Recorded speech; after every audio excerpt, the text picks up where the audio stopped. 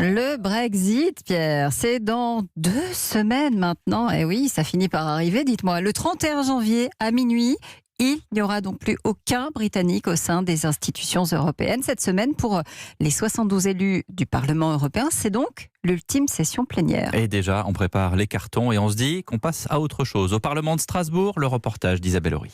C'est la dernière fois que le drapeau britannique flotte à l'entrée du Parlement de Strasbourg. Jude Kirton-Darling, élue travailliste depuis 6 ans, a fini par s'y résigner. Elle trouve d'autant plus douloureux ces derniers jours parmi ses collègues.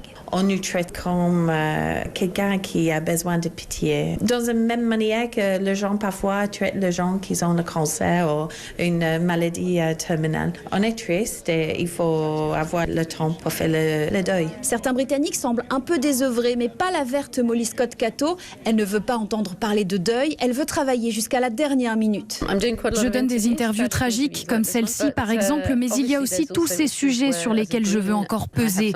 Pour nos tout derniers jours, on va tout faire pour soutenir la transition écologique. Celui qui jubile dans les couloirs, c'est Nigel Farage. Mais après 20 ans au Parlement européen, même ce grand Brexiteur partira avec quelques regrets. Les députés européens ont des chauffeurs, on les traite comme des dieux, on ouvre les portes pour eux, le champagne coule à flot dans les réceptions. Il y a pire comme mode de vie, soyons honnêtes. Strasbourg, Isabelle Horry, Europe 1. Il est 12h17.